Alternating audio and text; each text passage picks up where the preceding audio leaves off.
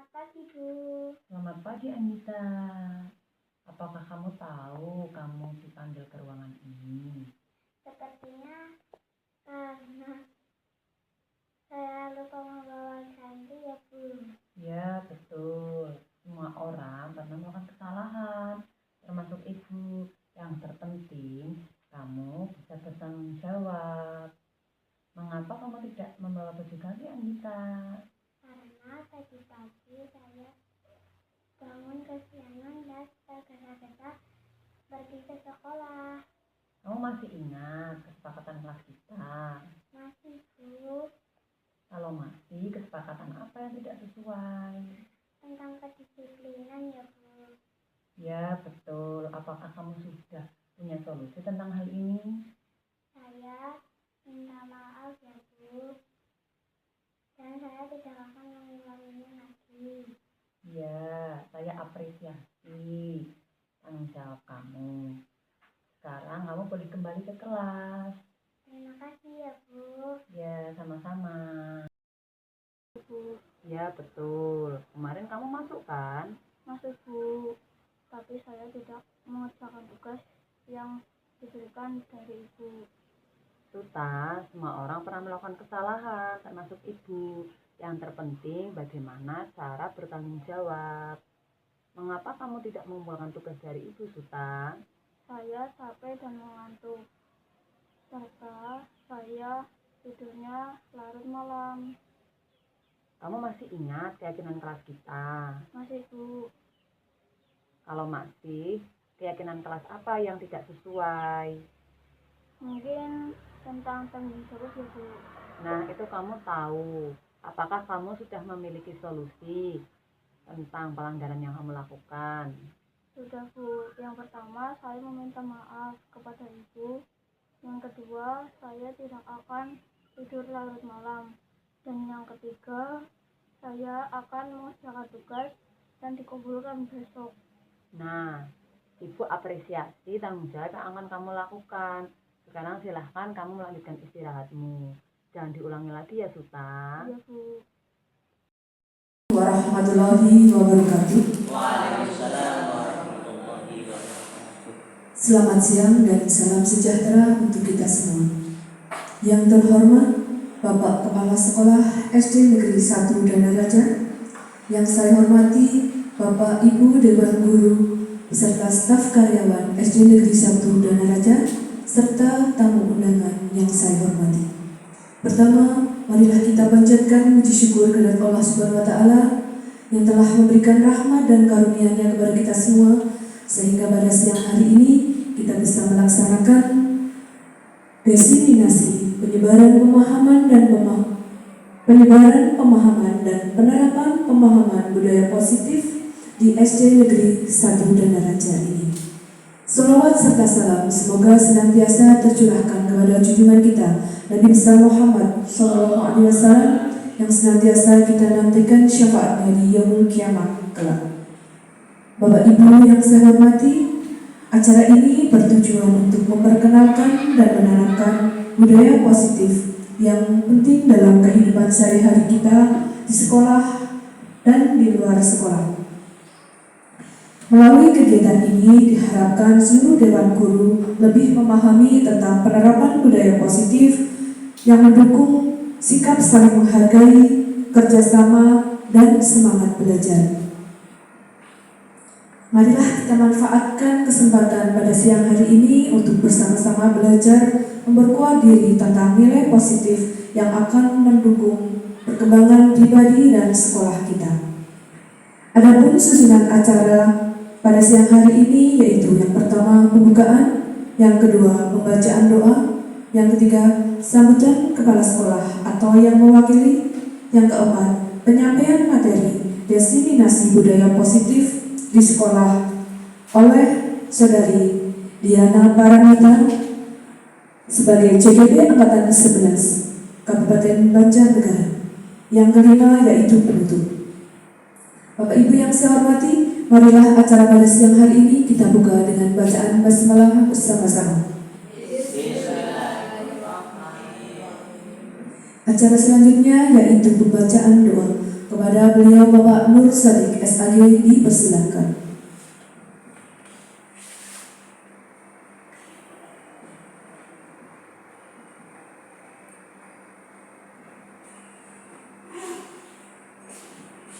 Assalamualaikum warahmatullahi wabarakatuh. Mari kita jangan bosan berdoa kepada Allah Subhanahu wa taala. Auzubillahi minasyaitonir rajim. Bismillahirrahmanirrahim. Allahumma shalli wa sallim ala sayyidina Muhammad.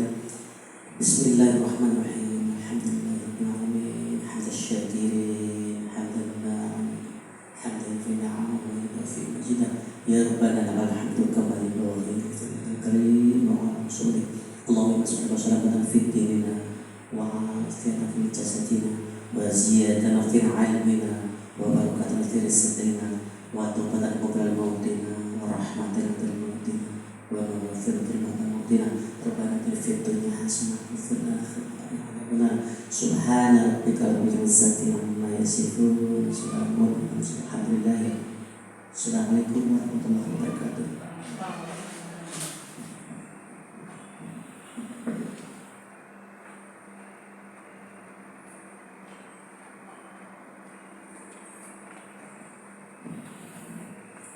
Acara selanjutnya yaitu sambutan dari Kepala Sekolah SD Negeri 1 Danaraja atau yang mewakili. Monggo dipersilakan.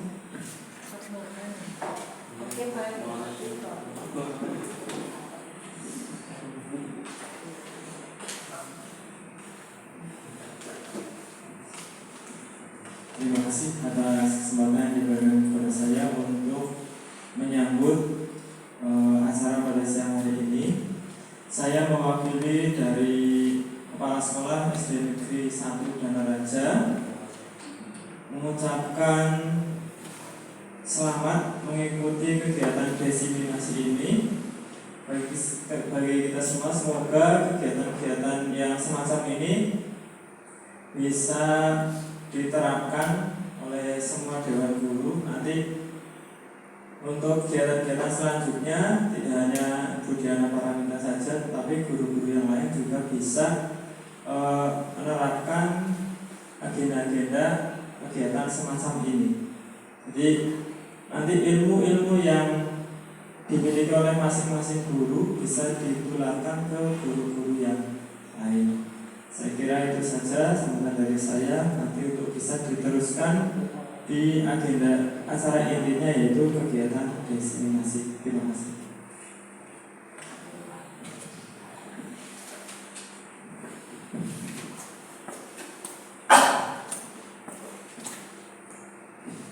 Bapak Ibu yang saya hormati, tiba saatnya kita akan menyimak penyampaian desinikasi budaya positif di sekolah kita SD Negeri 1 Danaraja yang akan disampaikan oleh Saudari Diana Paramita, CDB Angkatan 11 Kabupaten Banjarnegara. Kepada beliau, Ibu Diana, dipersilahkan.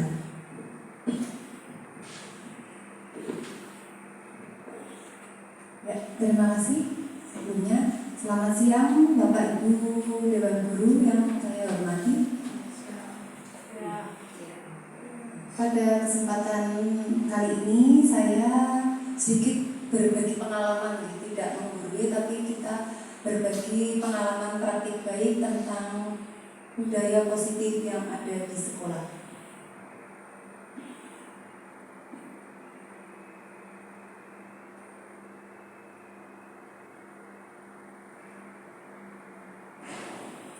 Konsep inti budaya positif itu ada 8. Yang pertama yaitu perubahan paradigma belajar, terus disiplin positif itu sendiri, lalu nilai-nilai kebajikan, terus kebutuhan dasar manusia yang meliputi 5 kebutuhan dasar, lalu memotivasi perilaku manusia. Manusia itu berperilaku karena memiliki motivasi, ya. Terus posisi kontrol guru, keyakinan sekolah, dan segitiga restitusi. Terus perubahan paradigma belajar. Nah, perubahan paradigma belajar, mengapa kita membuat pembelajaran berdiferensiasi yang saat ini sedang dimarakkan ya atau sedang dibudidayakan. Memang bagus sekali pembelajaran berdiferensiasi. Itu paradigma baru yang merupakan pembelajaran yang dirancang berdasarkan prinsip pembelajaran berdiferensiasi sehingga para peserta didik bisa sesuai kebutuhan berdasarkan tahap perkembangan sesuai teori psikologi modern untuk mewujudkan profil pelajar Pancasila. Ya. Terus miskonsepsi tentang teori kontrol ada 4, yaitu ilusi guru mengontrol murid. Yang kedua, ilusi bahwa orang dewasa berhak memaksa. Ilusi bahwa semua penguatan positif efektif dan bermanfaat. Yang keempat yaitu ilusi bahwa kritikan dapat membuat rasa bersalah. Nah, ini 4 ini teori kontrol ini miskonsepsi ya, tidak sesuai, kurang sesuai. Nah, mengapa menjadi perubahan paradigma diubah? Karena agar sejalan atau seiring perkembangan zaman kita harus terus belajar atau kita terus memperbarui pengertian atau pola mengajar kita. Ya, di sini ada stimulus respon atau lawan teori kontrol, pandangan tentang dunia, realitas atau kebutuhan kita bersama. Semua orang melihat hal yang sama, kita mencoba mengubah orang agar berpandangan sama dengan kita. Perilaku buruk dilihat sebagai satu kesalahan. Orang lain bisa mengontrol saya bisa mengontrol orang lain. Pemaksaan ada pada saat rujukan gagal. Model berpikir menang atau kalah. Nah, ini diperbaiki dengan realistisnya kita itu berbeda. Nah, setiap orang juga memiliki gambaran yang berbeda. Kita berusaha memahami pandangan orang lain tentang dunia. Terus semua perilaku memiliki tujuan.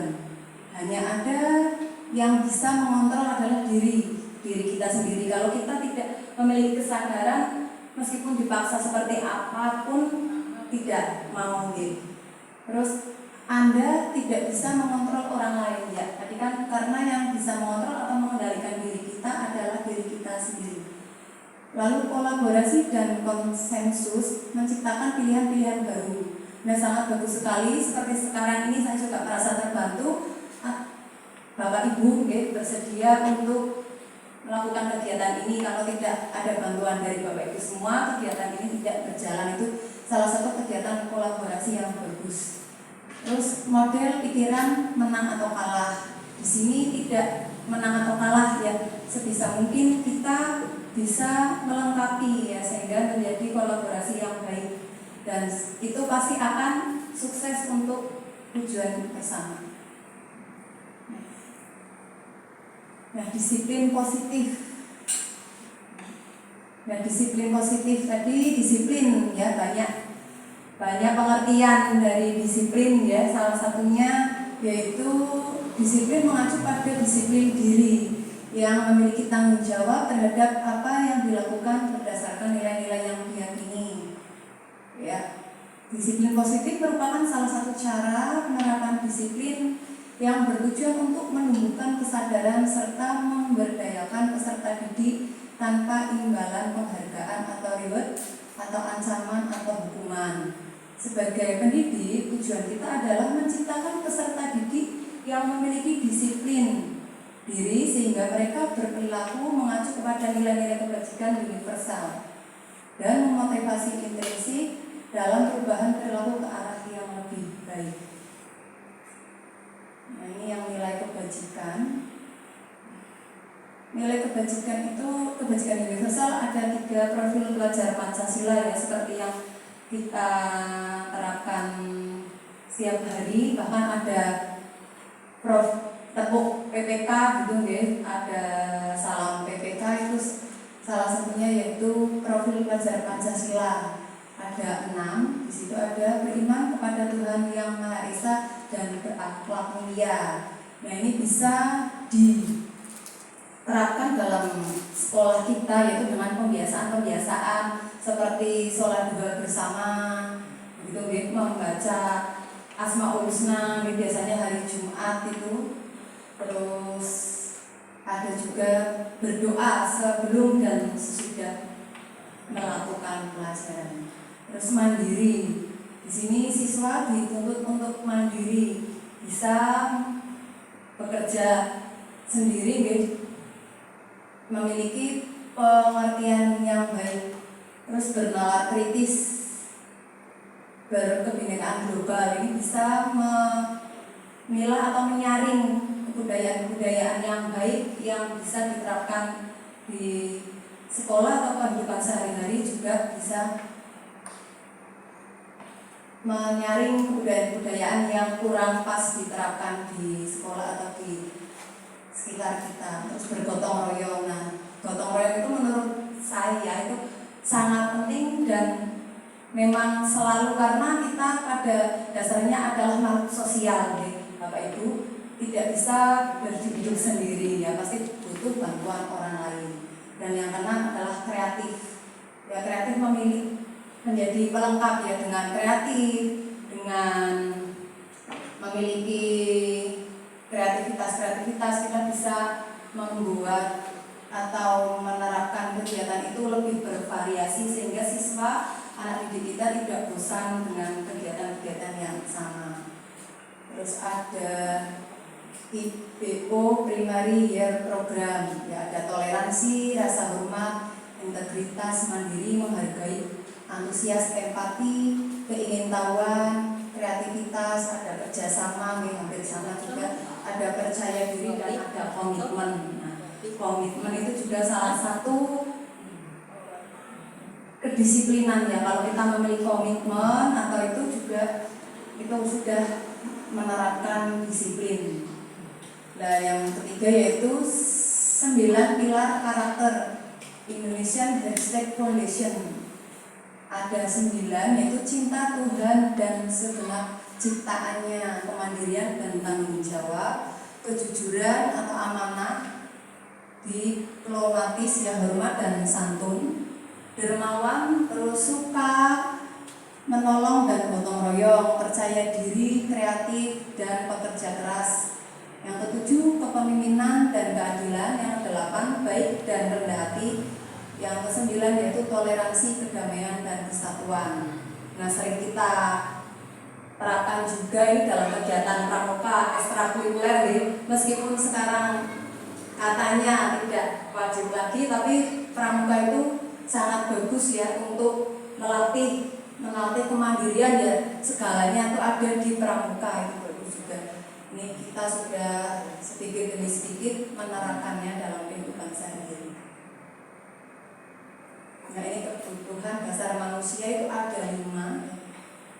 Kebutuhan dasar manusia, seluruh tindakan manusia memiliki tujuan tertentu, ya. Ada yang ingin dipuji, mungkin ada yang ingin mendapat kasih sayang, mungkin dengan kurang kasih sayang di rumah, ya, entah faktor apa. Di sekolah biasanya mencari kasih sayang, dia ada yang membuat gaduh, ya, sebenarnya itu bukan kenakalan yang masih lumrah, karena mungkin butuh. Ini adalah kebutuhan dasar manusia. Nah, kita lakukan adalah usaha terbaik kita untuk mendapat apa yang kita inginkan.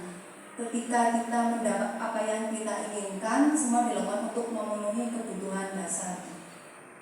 Nah, ini ada 5 kebutuhan bertahan hidup, ya, seperti makan, tempat tinggal, ya.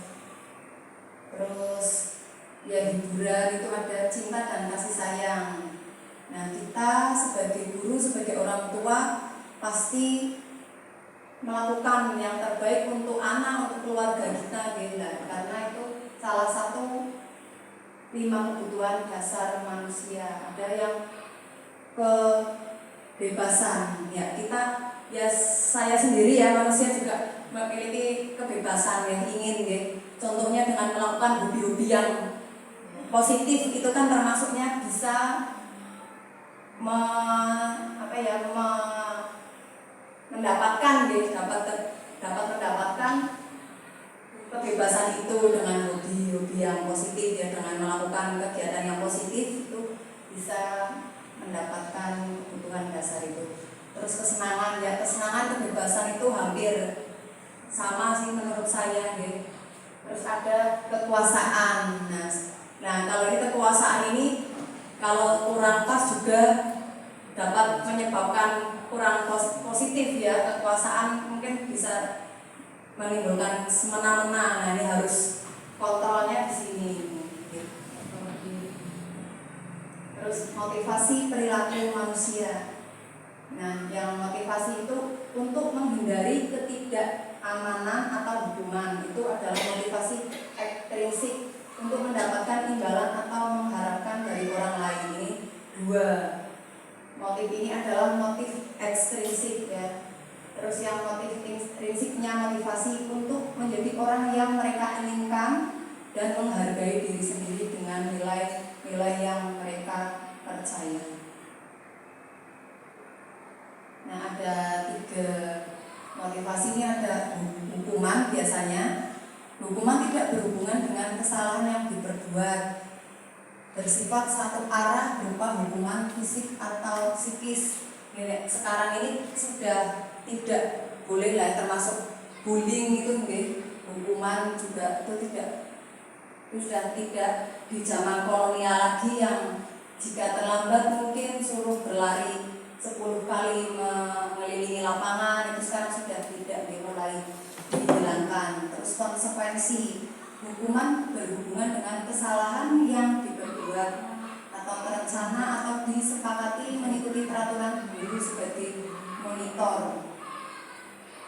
Nah, yang ketiga itu restitusi, proses dialog dengan murid yang mengajarkan murid untuk menyelesaikan masalahnya sendiri.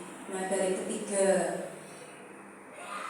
motivasi ini ya, yang paling disarankan adalah restitusi. Kenapa? Karena kita bisa menjadi manajer ya, guru itu yang bernama sebagai manajer, sehingga siswa juga bisa lebih kreatif atau bisa lebih berpikir kritis bagaimana dia bisa mengubah dirinya sesuai dengan kodratnya, yaitu ada 2 kodrat yang dimiliki, yaitu kodrat alam dan kodrat zaman. Nah, kita sebagai guru harus memperhatikan kedua kodrat yang dimiliki siswa tersebut. Lalu posisi kontrol dari ini.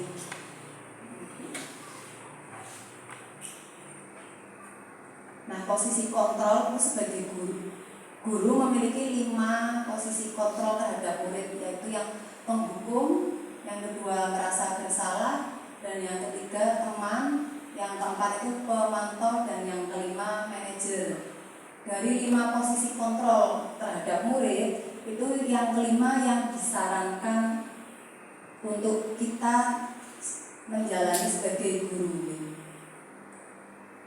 Nah, ini penghukum contohnya berkeliling lapangan 10 kali, itu termasuk hukuman.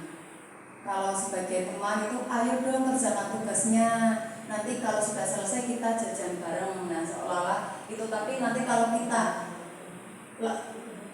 kita menjadi teman atau kita tidak ya lebih ya, cara bahasa Jawanya itu tenggung terhadap ya seenaknya, itu akan malah kalau kita menerapkan kita sebagai teman itu siswa itu akan lebih menyepelekan, tidak dihargai. Nah, harusnya kita harus menjadi manajer di sini, membuat merasa bersalah. Kamu sudah berkali-kali ibu ingatkan, kamu memang senang ya jika melihat ibu ditegur oleh kepala sekolah. Nah, ini sih sebetulnya kalimatnya pelan, anak jadi mikir, tetapi dalam benak hati anak itu bisa tidak malah jerah, malah kadang bisa juga lagi-lagi ibu itu menegur saya. Nah, seperti itu malah adanya dendam. Terus memantau, kalau sudah melakukan kesalahan dan sudah tahu konsekuensinya, sekarang selesaikan tugasmu dengan segera dan dikumpulkan. Nah, ini hanya cuma memantau saja. Sebetulnya sebaiknya dicari mengapa alasannya, yaitu nanti akan berhubungan dengan segitiga restitusi. Terus manajer, kalau sudah tahu kesalahanmu, kira-kira sekolah apa yang kamu langgar. Nah, ini kan ditanya dulu alasannya. Dan yang yang akan kamu lakukan untuk menyelesaikan masalahmu. Keyakinan sekolah. Keyakinan sekolah ini bersifat abstrak, berupa pernyataan-pernyataan universal dan dibuat dalam bentuk positif, tidak terlalu banyak sehingga mudah dihafal atau anak itu paham. Yang kelima, dapat diterapkan di lingkungan tersebut. Kita membuat kesepakatan juga harus menyesuaikan lingkungan atau menyesuaikan kondisi dan situasi yang ada pada tempat tersebut. Yang keenam yaitu semua warga kelas hendaknya ikut berkontribusi dalam pembuatan, yakni kepala sekolah, lalu guru meminta arahan kepala sekolah, mungkin bisa juga langsung disosialisasikan kepada wali murid. Biasanya di rapat pleno itu bisa dijabarkan sehingga kegiatan yang akan dibuat atau yang akan dilaksanakan oleh sekolah tersebut bisa mendapat support atau mendapat dukungan, sehingga akan terjadi kolaborasi, gotong royong serta kerjasama yang baik antara lingkungan warga sekolah semua. Terus ini ada beberapa keyakinan yang dibuat, yaitu bersikap jujur. Nah, dari kata tidak boleh berbohong, untuk mengubah kalimat positifnya yaitu bersikap jujur. Bertanggung jawab mengerjakan tugas piket, bersikap tenang saat pelajaran berlangsung, hidup rukun dengan teman, saling tolong-menolong, lalu bersikap sopan dan menghormati guru. Keyakinan kelas dibuat dengan kalimat-kalimat yang positif. Jadi segitiga restitusi itu digunakan atau tujuannya supaya guru bisa menjadi manajer yang baik, tidak menghukum atau tidak hanya sekedar memantau ya. Restitusi bertujuan untuk menyelesaikan masalah yang muncul jika terjadi di kelas atau di sekolah. Nah, suatu proses dialog yang dijalankan oleh guru agar dapat menghasilkan murid yang mandiri dan bertanggung jawab. Ini adalah salah satu tujuan dari pembuatan segitiga restitusi. Nah, menstabilkan identitas ya, berdasarkan prinsip bahwa membuat kesalahan adalah bagian dari proses belajar. Nah, tidak kenapa kamu membolos misal seperti itu. Kita juga ini harus menstabilkan identitas dulu. Kita mencari penyebab dari masalah itu, tidak langsung menghakimi atau menghukum ya. Berbuat salah itu wajar dengan kata-kata seperti itu. Tidak ada manusia yang sempurna. Ibu atau bapak juga pernah melakukan kesalahan. Itu kalimat-kalimat yang digunakan kita untuk menstabilkan identitas. Terus kamu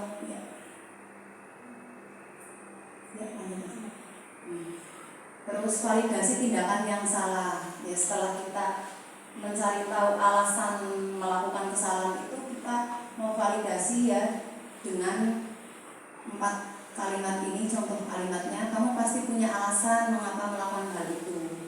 Yang kedua itu, padahal kamu bisa melakukan hal yang lebih baik dari ini. Nah, ya ada sedikit dipuji, kamu sebetulnya bisa, tapi kok kenapa tidak melakukan hal yang baik. Kamu patut bangga karena telah melindungi sesuatu hal yang penting buat kamu. Yang keempat, kamu melakukannya karena mempertahankan sesuatu yang penting bagimu. Nah, ini menanyakan keyakinan, apa keyakinan kelas kita. Nah, untuk mengingatkan kembali siswa yang melakukan kesalahan itu bisa diingatkan kembali dengan tahap segitiga restitusi yang ketiga, yaitu menanyakan keyakinan. Nilai apa yang telah disepakati bersama, mengingatkan lagi seperti apa gambaran sebuah kelas yang ideal menurut kamu. Kamu ingin menjadi orang yang seperti apa. Dengan ini kita bisa menerapkan diri kita sebagai manajer. Nah ini sebenarnya ya, bisa dibuka.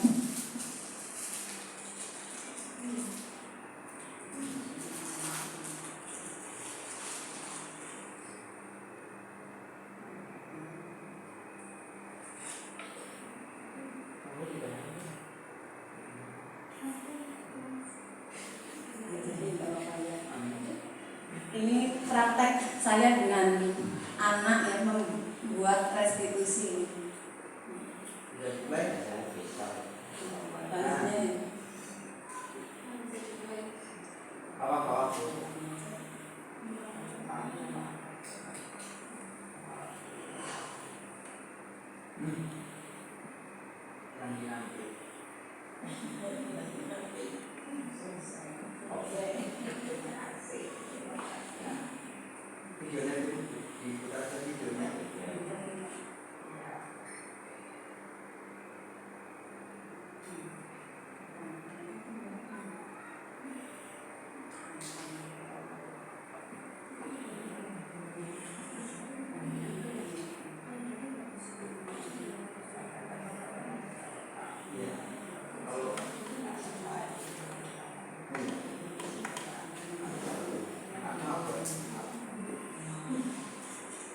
Sambil menunggu video yang diputar, Ibu ada pertanyaan atau masukan? Monggo.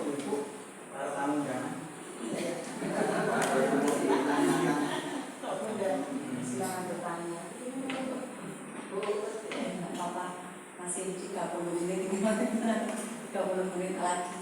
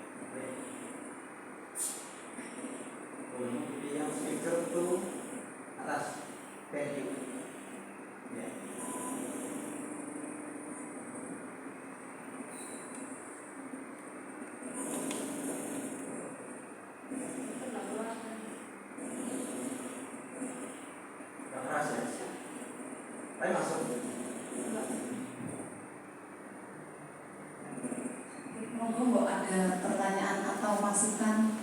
Iya. Berarti nggak berapa menit sih? Masih lama. Lama banget. Masih lama. Iya. Sambil menunggu nasinya matang gitu. Iya.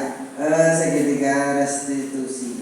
Sebenarnya istilah segitiga restitusi sebenarnya bukan istilah baru.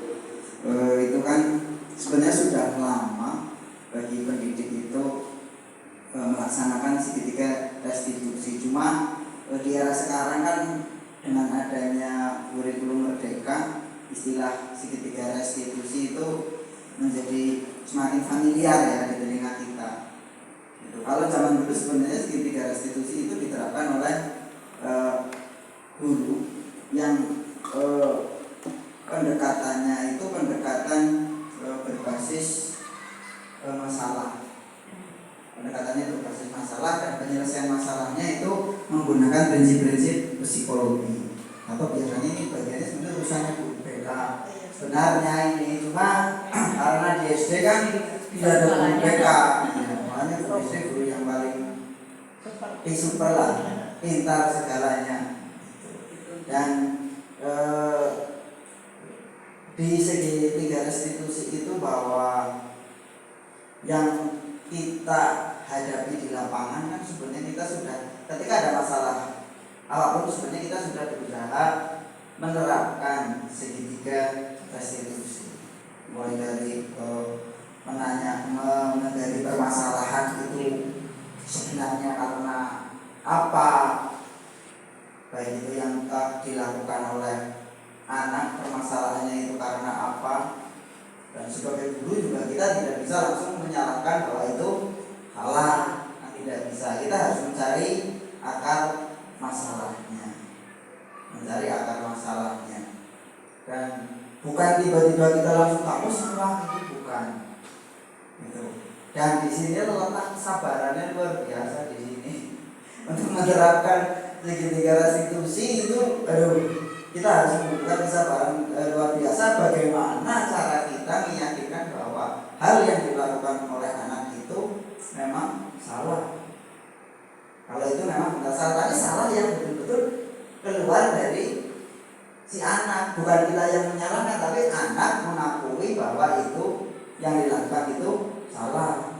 Misal anak buang sampah sembarangan, kita sebagai guru idealnya ketika kita menerapkan segitiga restitusi bukan berarti kita langsung itu buang sampah di sana itu salah, bukan. Nah, tapi disitulah bagaimana cara menggali bahwa anak menyadari bahwa yang dilakukan itu keliru, salah, dan itu menjadi bukan beban, menjadi PR kita bagaimana meyakinkan anak kalau hal yang dilakukan itu keliru, tapi atas keyakinan si anak, bukan keliru yang mengatakan bahwa itu keliru itu guru. Tapi bagaimana cara kita meyakinkan anak bahwa yang dilakukan itu keliru. Ya. Setelah anak meyakini bahwa yang dilakukan itu keliru, baru nanti diakhiri dengan membuat kesepakatan. Bagaimana sih idealnya membuang sampah yang benar. Nah, itu juga muncul dari anak, bukan lagi dari guru. Nanti kamu harus seperti ini, bukan, itu diktator. Dan itu muncul dari si anak. Ya Bu, ya Pak, nanti saya mulai hari ini akan membuang sampah pada tempatnya. Jadi itu muncul dari anak. Dan penerapan segitiga restitusi ini sangat luar biasa kalau memang bisa diterapkan, karena dengan segitiga restitusi itu anak, bagaimana pembentukan karakternya itu betul-betul dari dalam benaknya si anak, dari dalam hatinya si anak, bukan berdasarkan aturan-aturan yang mengikat, aturan-aturan yang dibuat oleh sekolah, tapi aturan-aturan yang memang disepakati bersama. Itu idealnya seperti itu. Ya seperti kita sekarang penerapan siap kerja itu memang aturan, tapi aturan yang sudah disepakati bersama. Sebenarnya sudah, bahwa kita menjadi seorang pegawai menyepakati akan melaksanakan tugas sesuai dengan ketentuan dan peraturan yang berlaku. Itu ya, protes karena bayar 6 bulan. Boleh protes, boleh. Yang biasanya pagi masih santai, sekarang jam 7 harus terus tidak di sekolah. Biasanya mungkin pulang bisa ada kegiatan lain-lain, sekarang 2:30 baru boleh pulang gitu. Jadi penerapan segitiga restitusi ini kalau kita di tingkatan SD itu lebih berat. Mengapa lebih berat? Karena anak belum terbiasa dengan berpikir kritis. Kalau anak SMP ya, apalagi anak SMA, apalagi mahasiswa, itu mudah. Tapi kalau kita ditingkatkan sekolah dasar yang tidak ada guru BK-nya, dengan satu guru, dengan sekian anak siswa, dengan sekian siswa, dengan berbagai karakter, menerapkan segitiga restitusi itu butuh kesabaran yang ekstra, dimana harus bisa menghadapi karakter anak yang berbeda-beda. Si A anak dengan kondisi orang tua di Jakarta, otomatis penanganannya berbeda dengan anak yang tiap hari bersama dengan orang tua. Gitu. Saya kira itu tambahan dari saya bahwa penerapan segitiga restitusi itu kalau memang betul-betul diterapkan itu luar biasa. Cuma tantangan kita di sekolah dasar ekstra, karena anak masih perlu diajari untuk berpikir kritis mengenai sikap dan tindakan yang memang perlu diperbaiki. Saya kira seperti itu tambahannya. Terima kasih. Terima kasih atas masukan dan tambahan materi yang disampaikan oleh Pak Arif Hartono. Mungkin ada lagi tambahan atau pertanyaan? Waktunya masih ada. Terima kasih.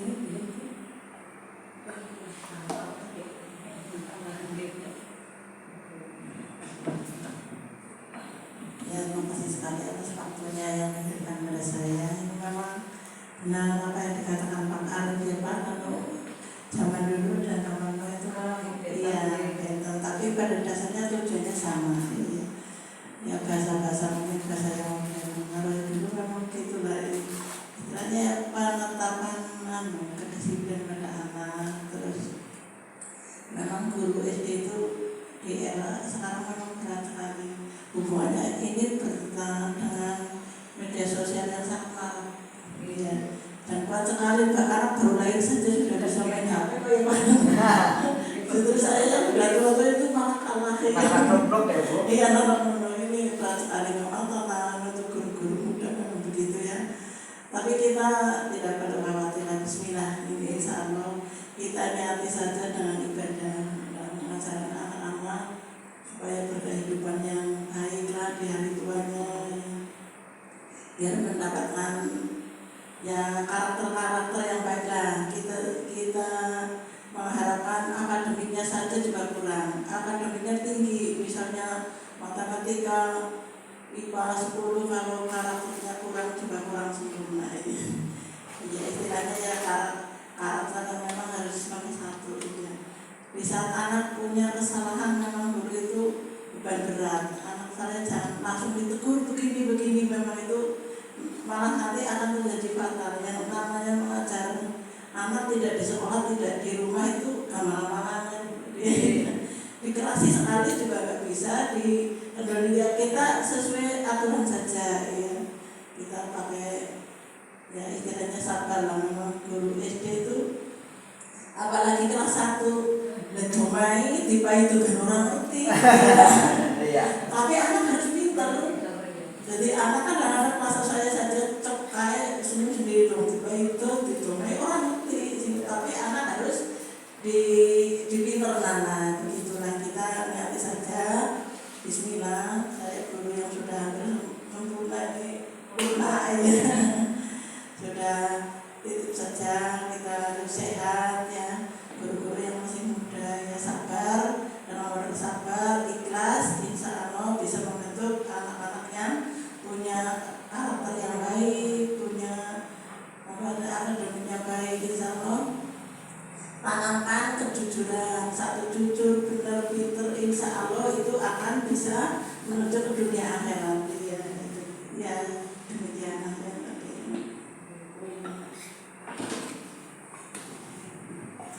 Turun ini atas motivasinya dari Guru senior. guru senior kita yang masih semangat dan energi.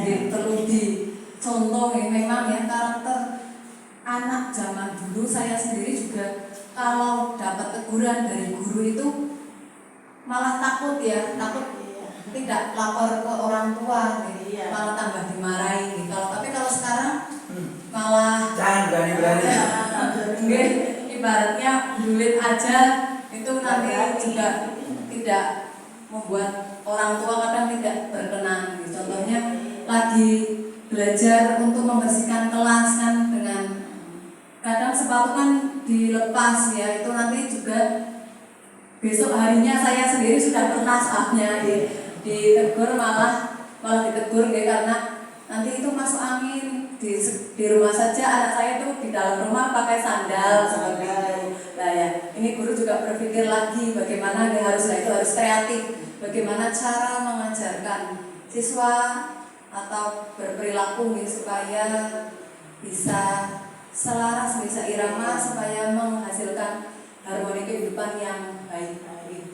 Ada tambahan lagi mungkin, masih berapa menit Pak waktunya? Masih 15 menit lagi. Monggo ibu-ibu tamu undangan.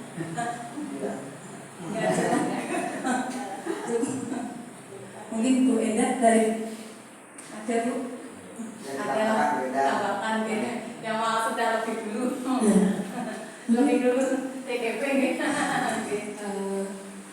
Mungkin sedikit tentang budaya positif di sekolah nih, yang pastinya harus diawali dengan kolaborasi dari semua warga sekolah.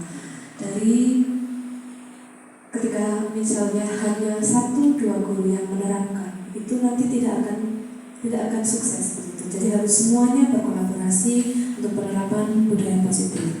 Kemudian tentang restitusi, saya juga sedikit sudah mempraktekkan tentang restitusi, bahwasanya memang semua tindakan anak itu pasti ada alasannya, dan kita tidak berhak untuk menghakimi mereka tentang apa yang mereka lakukan.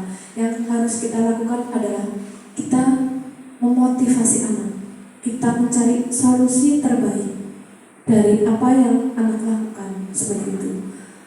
Karena kita dan anak punya sudut pandang yang berbeda. Barangkali kita sudah menerapkan jam 7 harus sudah di sekolah, tapi ternyata kita tidak tahu kondisi di luar sekolah, di rumah itu mereka seperti apa. Barangkali ada sesuatu yang memang membuat anak itu terlambat. Kita harus mencari tahu dulu, tidak langsung menghakimi bahwa kamu terlambat, tidak taat aturan dan dihukum seperti itu. Tapi kita cari tahu dulu agar anak tahu kesalahannya di mana, kemudian dia berusaha memperbaiki diri dan mencari solusi atas kesalahan yang mereka lakukan. Kemudian tentang posisi kontrol guru, ya memang sulit sekali untuk menjadi posisi guru sebagai seorang manajer. Itu butuh menurut saya butuh belajar, kemudian tidak bisa ya. Kadang saya sendiri juga masih terlalu banyak kekurangannya untuk menjadi seorang manajer. Kadang bisa mengkondisikan pembelajaran di kelas, namun juga terkadang ada tingkah anak yang di kelas yang tidak bisa kita kendalikan, tetap kadang memicu kita untuk mempunyai kesabaran yang ekstra dalam mengkondisikan anak, agar anak semuanya pembelajaran terfasilitasi, kebutuhan anak terfasilitasi. Dan yang tidak lupa adalah penerapan pembelajaran berdiferensiasi. Tadi ada perubahan paradigma bahwa selama ini mungkin kita saya sendiri lebih sering menerapkan pembelajaran secara klasikal. Padahal pembelajaran secara klasikal itu tidak memfasilitasi kebutuhan anak. Bahwa kebutuhan belajar anak itu berbeda-beda.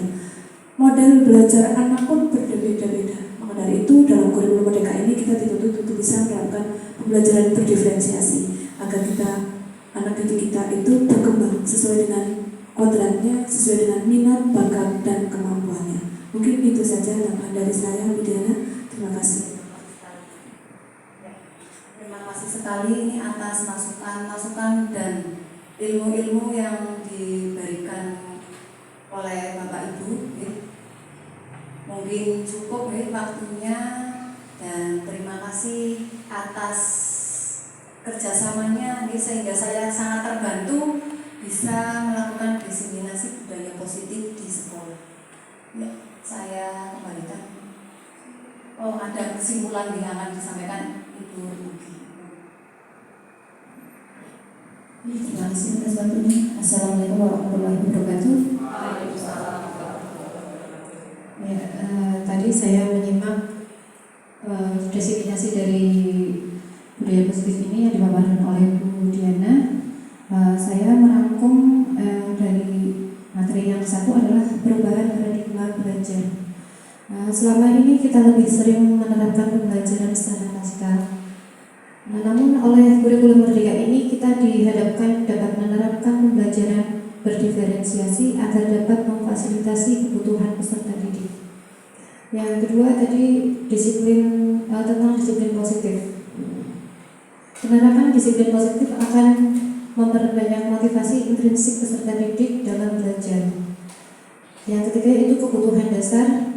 Setiap tindakan manusia itu memerlukan tujuan tertentu, memiliki tujuan tertentu. Yang keempat yaitu hukuman. Kita sering memberi hukuman kepada anak, memberi penghargaan kepada anak didik, dan ternyata itu tidak baik. Jadi yang harus kita lakukan pada siswa yaitu berkonsekuensi dan restitusi. Dari konsekuensi anak belajar menghormati peraturan, sedangkan restitusi anak akan belajar bertanggung jawab dan akan belajar memperbaiki kesalahannya. Dalam posisi kontrol guru, posisi kontrol paling baik yaitu sebagai manajer. Sebagai manajer harus dapat mengelola waktu dan mengkondisikan kelas dalam pos yang dapat mendorong peserta didik menjadi manusia yang bertanggung jawab seutuhnya. Demikian rangkuman tadi yang saya peroleh dari Ibu Diana. Saya akhiri. Wassalamualaikum warahmatullahi wabarakatuh. Terima kasih ya waktunya, dan saya kembalikan ke moderator.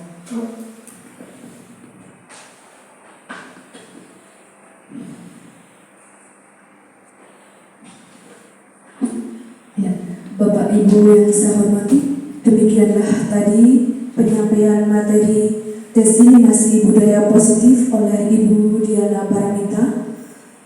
Kami ucapkan terima kasih kepada Ibu Diana Paramita yang telah membagikan ilmunya, membagikan wawasannya. Mudah-mudahan kita semua warga SD Negeri 1 Danaraja dapat menerapkan apa yang sudah disampaikan oleh Ibu Diana Paramita.